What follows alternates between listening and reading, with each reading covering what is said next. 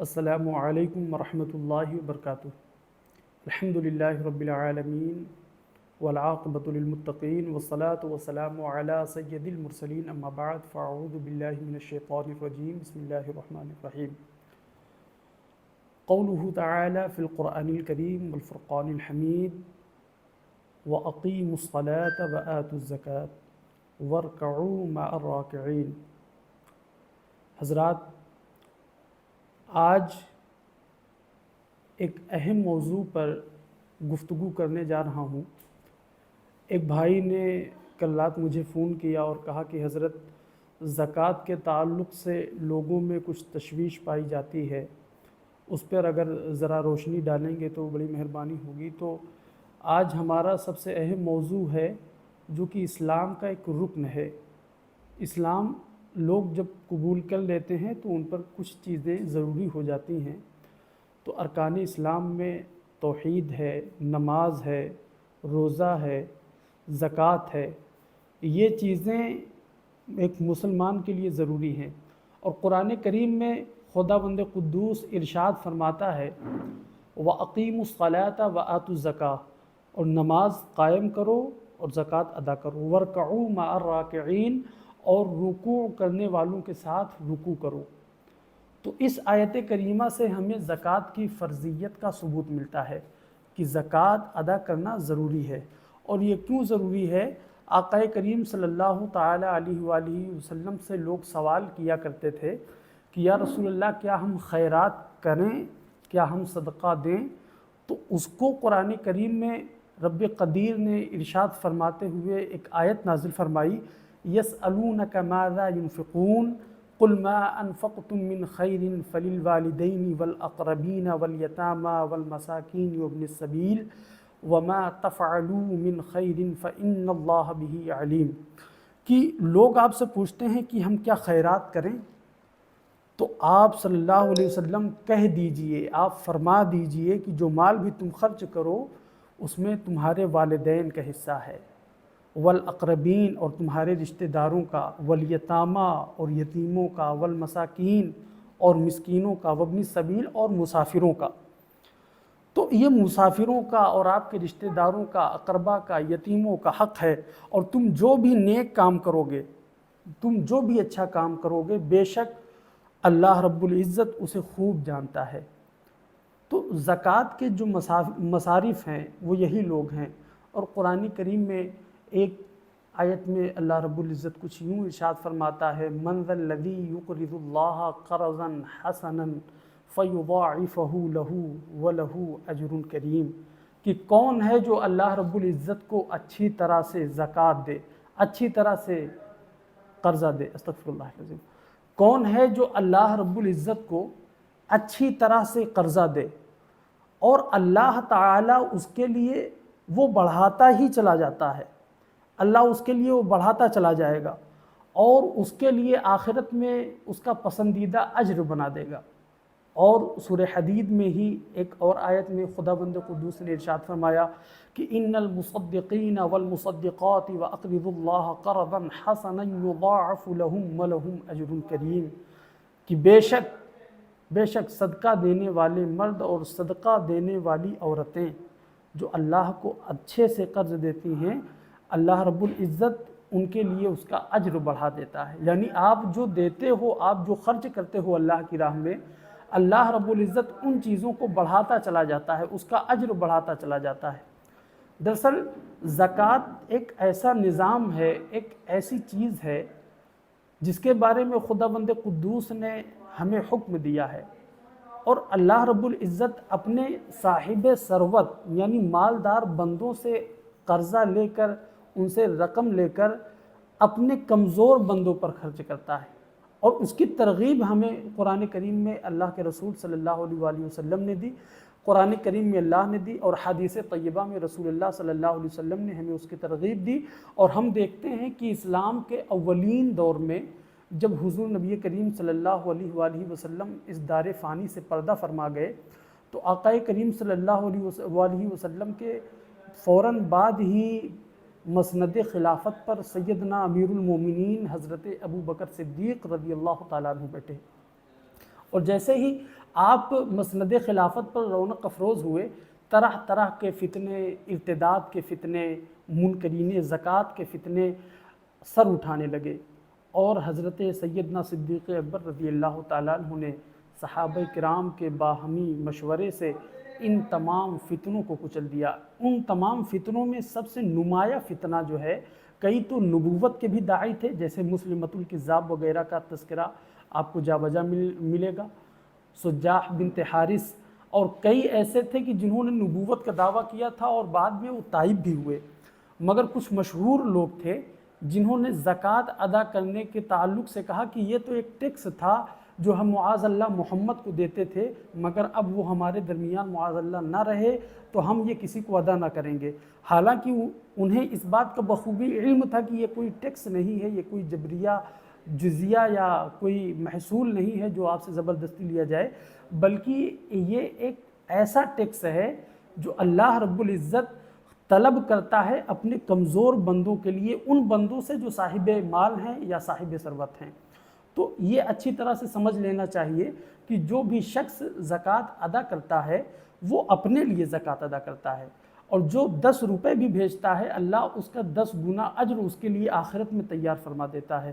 تو زکوٰۃ کی سب سے پہلی بات یہ ہے، اور پھر ہم آتے ہیں کہ مالک نصاب کون ہیں، زکوٰۃ کون لوگ دے سکتے ہیں، اس کے تعلق سے ہم کچھ تفصیل دیکھیں گے کہ اس کے تعلق سے اگر ہم دیکھنے کی کوشش کریں گے تو پتہ یہ چلتا ہے کہ زکوٰۃ ادا کرنے کے لیے کچھ شرطیں ہیں، ان کا پایا جانا ضروری ہے۔ جیسے کہ ایک زکوٰۃ مسلمان ادا کر سکتا ہے، یعنی زکوٰۃ ادا کرنے کے لیے مسلمان ہونا ضروری ہے، لہٰذا کافر پر زکوٰۃ واجب نہیں۔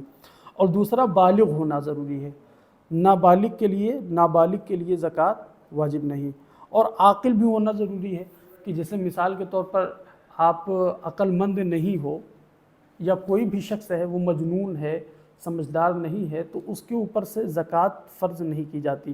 تو بہرحال عاقل ہونا ضروری ہے، اور جب کہ اسی حال میں پورا سال گزر جائے اور اس میں ذرہ برابر بھی افاقہ نہ ہو، تو اس حال میں آپ کو زکوٰۃ ادا کرنا پڑے گا۔ اور زکوٰۃ ادا کرنے کے لیے ضروری ہے کہ انسان آزاد ہو، لہٰذا غلام پر زکوٰۃ فرض یا زکوٰۃ واجب نہیں۔ تو مال کا بقدر نصاب اس کی ملکیت میں ہونا، اگر نصاب سے کم ہو تو زکوٰۃ واجب نہیں۔ اور پورے طور پر اس کا مالک ہونا، یعنی ایسا نہ ہو کہ آپ کے پاس جو پیسہ ہے وہ آپ کا حقیقی طور پر نہیں ہے، پورا نہیں ہے، بلکہ کچھ پیسہ آپ کے پاس ہے، کچھ کہیں اور ہے، اور اس کے آپ مالک ضرور ہیں مگر وہ آپ کے پاس اس پہ تسلط آپ کا نہیں ہے۔ تو لہٰذا اس کی ادائیگی کے لیے ضروری ہے کہ آپ کا اس پہ تسلط بھی ہو، اگر تسلط نہ ہوگا تو زکوٰۃ ادا نہ ہوگی۔ تو آپ کا جو مال ہے آپ کے پاس مکمل طور پر اس پر آپ کا قبضہ ہو، اور نصاب کا دین سے فارغ ہونا، یعنی آپ جس چیز کے جس مال کے مالک ہیں، چاہے وہ سونا ہو، چاندی ہو، یا دیگر اشیاء ہوں، یا تجارت کا کوئی سامان ہو، اگر آپ مکمل طور پر اس پر قابض ہیں اور مکمل طور پر اس پر مالک ہیں اور اس پر کوئی قرضہ وغیرہ نہیں ہے، تو آپ اس پر زکوٰۃ ادا کریں گے۔ تو اس سے اگر کسی کے بھی مال پر اگر وہ صاحب نصاب ہے مگر اس پر قرضہ لدا ہوا ہے، قرضے میں پھنسا ہوا ہے، تو اس کو زکوٰۃ ادا کرنے کی ضرورت نہیں ہے۔ تو نصاب کا حاجت اصلیہ سے ایک شرط اور ہے کہ نصاب کا حاجت اصلیہ سے فارغ ہونا، یعنی آپ کے پاس جو مال ہے وہ آپ کی ضروریات زندگی سے مطلق الگ ہو۔ اور حاجت اصلیہ میں کون سی اشیاء آتی ہیں؟ حاجت اصلیہ میں جیسے مکان، یہ حاجت اصلیہ میں سے ہے، ہمارے چلنے کے لیے سواری، ہمارے کھیت کھلیان، اور ہماری وہ چیزیں جو ہمارے لیے ضروری ہیں۔ اور جیسے کوئی کاریگر ہے تو اس کے کام کرنے کے لیے آلات، یعنی وہ اوزار جن سے وہ کام کرتا ہے۔ علماء اگر ان کے پاس، جیسے علماء کے ہتھیار تو کتابیں ہوتی ہیں، تو علماء کے پاس جو ہے ان کی جو کتابیں ہیں وہ حاجت اصلیہ میں شمار کی جاتی ہیں، اور ان کے اوپر جو ہے زکوٰۃ ضروری نہیں ہے۔ تو ان چیزوں کو سمجھ لینا چاہیے۔ اور اس کے بعد خود حضور نبی کریم صلی اللہ علیہ وآلہ وسلم نے زکوٰۃ ادا کی، اور آپ نے اس کا حکم دیا، اور صحابہ کرام نے اس کا اہتمام فرمایا۔ زکوٰۃ دراصل اسلام نے غریبوں، مسکینوں، یتیموں، ان لوگوں کی دلجوئی کے لیے ان کو ایک اچھی زندگی فراہم کرنے کے لیے زکوٰۃ ایک ایسا نظام ہے جو اللہ رب العزت نے قائم فرمایا ہے۔ اگر یقین مانیے، اگر سارے مسلمان، پوری امت مسلمہ ایمانداری سے زکوٰۃ ادا کرنے لگے، زکوٰۃ دینے لگے، تو یقین مانیے کہ کوئی بھی غربت نہ رہے گی، کوئی بھی پریشانی نہ رہے گی۔ اچھا، آج کل یہ بھی ایک ٹرینڈ ہے کہ لوگ مدرسوں میں جاتے ہیں، مدرسوں میں زکوٰۃ دیتے ہیں، مدرسوں میں صدقات فطرات دیتے ہیں، مگر اسلام کی اولین ترجیحات میں ہے کہ ہمیں زکوٰۃ دینی کس کو ہے۔ تو اس کے تعلق سے قرآن کریم میں رب قدیر ارشاد فرماتا ہے کہ زکوٰۃ پر تو مسکینوں کا حق ہے، زکوٰۃ پر تو یتیموں کا حق ہے جو بے سہارا ہوں، جن کا کوئی والی نہ ہو۔ زکوٰۃ پر ابن السبیل یعنی مسافر کا حق ہو۔ اگر کوئی مسافر ہے، راہ میں ہے، اور کسی نہ کسی سبب یا وجہ کی وجہ سے اس کا مال تجارت برباد ہو گیا، یا اس کی تمام اشیاء کہیں گر گئیں، یا چوری ہو گئی، یا کچھ بھی اس کے ساتھ حادثہ پیش آ گیا، تو مسافر پر اللہ رب العزت کی خاص رحمت ہوتی ہے۔ تو ایسے مسافر کو جو کہ کسی بھی حال میں سروائیو نہ کر سکتا ہو، یا کسی بھی حال میں اس کا اپنی منزل تک پہنچنا ممکن نہ ہو، تو بقدر ضرورت اس کو بھی زکوٰۃ دینا واجب اور ضروری ہے۔ یہ اسلام کے حکامات میں سے ہے۔ تو اللہ کے رسول صلی اللہ علیہ وسلم نے اور قرآن کریم میں زکوٰۃ کے مصارفین کے تعلق سے واضح احکامات نازل فرمائے ہیں۔ آج کے زمانے میں مدرسوں میں زکوٰۃ دی جاتی ہے، مگر زکوٰۃ کا معاملہ ایسا ہے کہ آپ جب تک اس کے حقداروں کو حق نہیں دیں گے، تب تک اس کی ادائیگی ممکن نہیں۔ تو آپ کو سب سے پہلے چاہیے کہ اگر آپ صاحب نصاب ہیں اور آپ کو زکوٰۃ نکالنا ہے، تو آپ دیکھیے کہ آپ کے قریبی رشتہ داروں میں تو کوئی ایسا نہیں ہے جو مستحق ہے، آپ کے اقربا میں کوئی تو نہیں ہے، آپ کے احباب میں، آپ کے دوستوں میں، آپ کے گھر پریوار گاؤں میں کوئی ہے تو نہیں جو اس کا مستحق ہے۔ اگر کوئی مستحق ہے تو آپ کی سب سے پہلی کوشش یہ ہونی چاہیے کہ آپ اس کو ادا کریں۔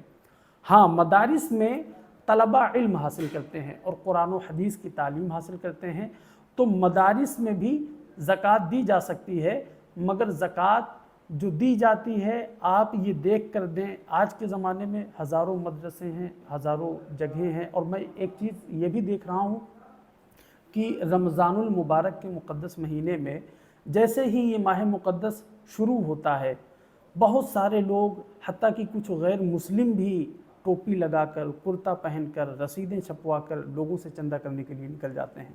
تو لہٰذا آپ اپنا مال جہاں خرچ کر رہے ہیں، جہاں دیکھ رہے ہیں، ذرا تحقیق سے کام لیجئے۔ کہیں ایسا نہ ہو کہ آپ تو ثواب کی نیت سے نکالیں مگر آپ کا مال غلط جگہ پر چلا جائے۔ تو آپ انہی اداروں میں جا کر دیں جہاں پر قطعی اور یقینی طور پر آپ کو معلوم ہو کہ ہاں یہاں پر دین کی، اسلام کی بچوں کو تعلیم دی جاتی ہے، یہاں پر یتیم بچے اور مسکین بچے اسلام کی، دین کی تعلیم حاصل کرتے ہیں، ان کو بہترین زندگی دینے کی کوشش کی جاتی ہے۔ تو لہٰذا اپنے قریبی اداروں کی ایسی ہی مدد کریں، تاکہ یہ چیزیں ایسی ہیں کہ جن سے اسلام باقی ہے۔ ہندوستان کی زمین پر مسلمانوں کے لیے ضروری ہے کہ ان باتوں کا خیال رکھیں۔ اور اس کے تعلق سے قرآن کریم میں اللہ رب العزت نے واضح حکم دیا ہے، فرمایا ہے کہ بارہا قرآن کریم میں رب فرماتا ہے وَأَقِیمُوا الصَّلَاةَ وَآتُوا الزَّکَاةَ وَأَقِیمُوا الصَّلَاةَ وَآتُوا الزَّکَاةَ، نماز قائم کرو، زکوٰۃ ادا کرو، نماز قائم کرو، زکوٰۃ ادا کرو۔ تو اس کا بار بار ذکر کرنے کا یا تکرار کے ساتھ اس آیت کو دہرانے کا مطلب صرف اتنا ہے کہ ہم کہیں ایسا تو نہیں کہ یہ سارا مال اکٹھا کر رہے ہوں اور اپنے لیے بچا کر رکھ رہے ہوں، اور بروز حشر جب خدا بند قدوس ہم سے معاملہ فرمائے حساب اور کتاب کا، ہم اس معاملے میں پھنس جائیں۔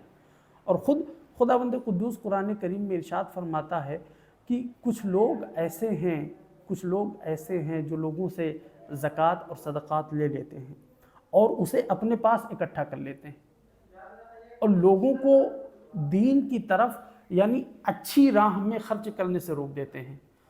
تو آپ فَبَشِّرْهُمْ بِعَذَابٍ أَلِيمٍ، تو ان کے لیے دردناک عذاب کی خبر سنا دیجیے۔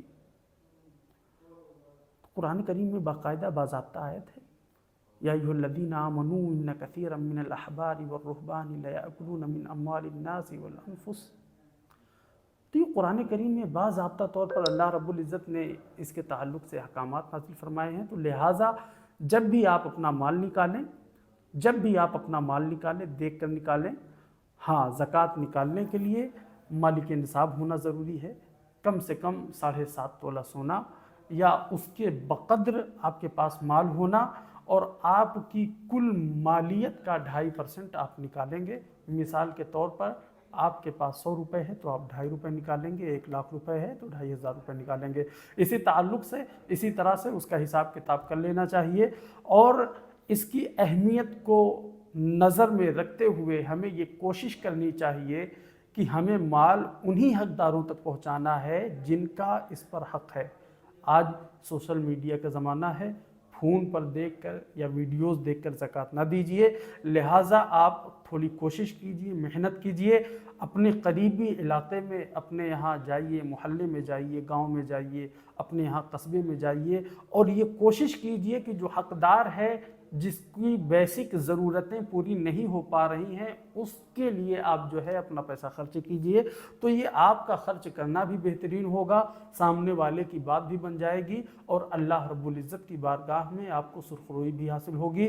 انشاءاللہ پھر ملاقات کرتے ہیں، اجازت دیجیے اپنے اس بھائی کو۔ السلام علیکم ورحمۃ اللہ وبرکاتہ۔